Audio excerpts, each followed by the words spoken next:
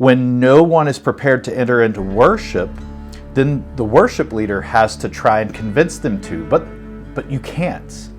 It's garments of praise. You're responsible for putting on the garments of praise. I'm responsible for putting on the garments of praise. It would be uncomfortable for me to dress you or for you to dress me. We can't do it. I can't worship for you. I can't sacrifice for you.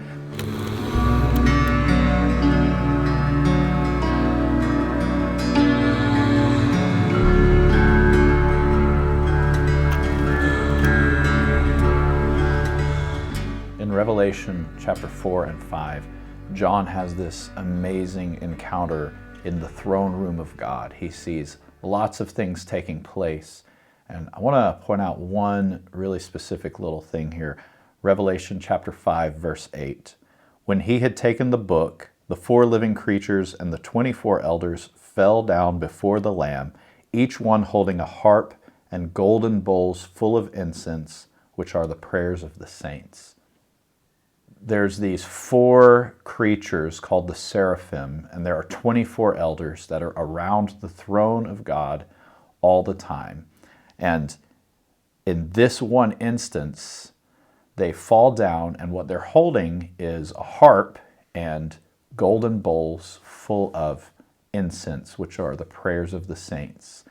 That means God himself, Yahweh, the Ancient of Days, who could have his throne room smell any way he wants, he has chosen his throne room to have the fragrance of our worship. That is incredible. When we worship him, we are creating an altar. We are bringing up this fragrance, and it is filling his throne room. In corporate worship, this is how I like to look at it. It's helpful for me. Everyone is bringing their own fuel to the altar. Imagine if we're all coming together and we're going to build a bonfire. We're going to build a big fire, and everyone's going to bring their own wood. Some people are going to bring wood that's dry and really well seasoned, and it's going to burn quickly. And other people are going to bring wood that is kind of rotten. You know, you've got the wood that's been under the wood pile, and it's rotten. It's got critters living in it. It's really soggy. It's going to take forever to light. This is what corporate worship is. When we all come together, what are we bringing in us that is going to burn? Together, we come together and our sacrifice burns as a sweet fragrance to the Lord. And it comes about because of unity. There's 2 main components that I've discovered that really affect corporate worship. The first one is everyone's individual secret place. That is how you become really good burning material.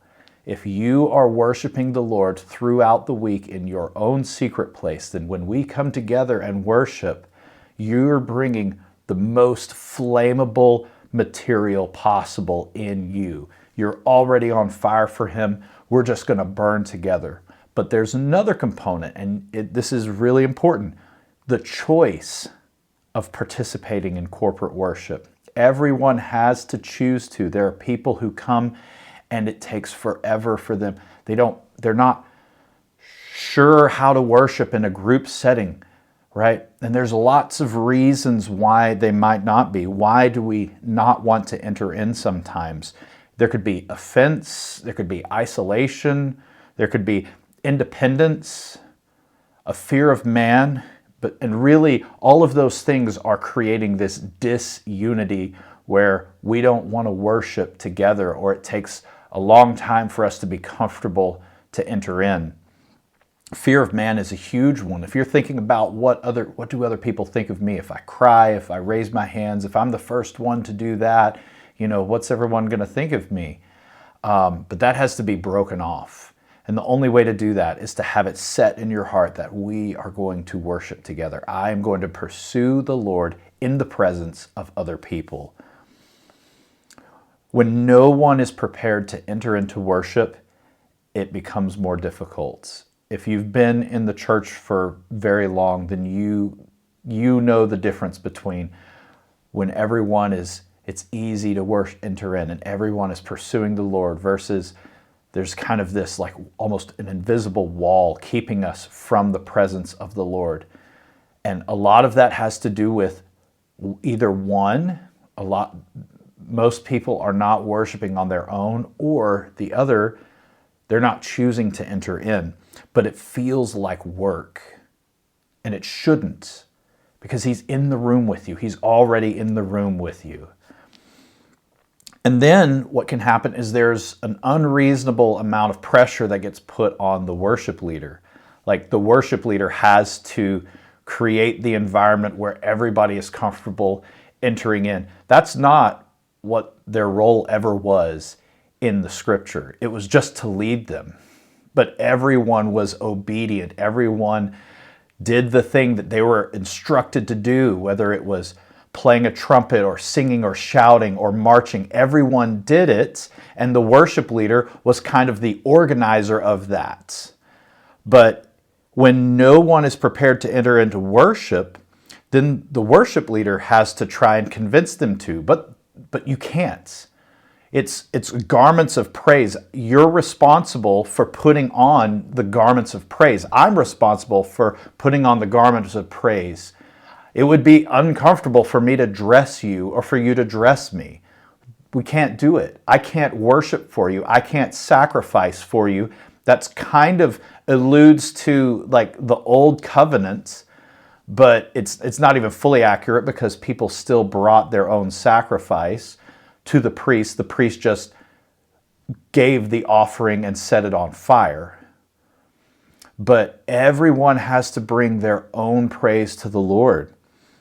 When the worship team is focused on helping the congregation to enter in, what is supposed to be ministering to God turns into ministering to people and encouraging the people. And worship has stopped when that happens. When all the songs and all the talk in that worship setting are about the people and trying to lure people into his presence as though the cross wasn't enough, as though his goodness wasn't enough, then entertainment starts to creep in. And that's why we have a lot of churches that are entertaining people when they should be worshiping together. We have to set our hearts on him. And only you and only I can make that decision for yourself and for myself. That it has to be an internally motivated decision. If it's externally motivated, then we are going to end up being entertained. But it has to come from within. I have to encounter his mercy. I have to turn my face to his and encounter him. We have to stay on the altar of worship. This is really what those 2 points are talking about, is staying on the altar of worship and refusing to get off.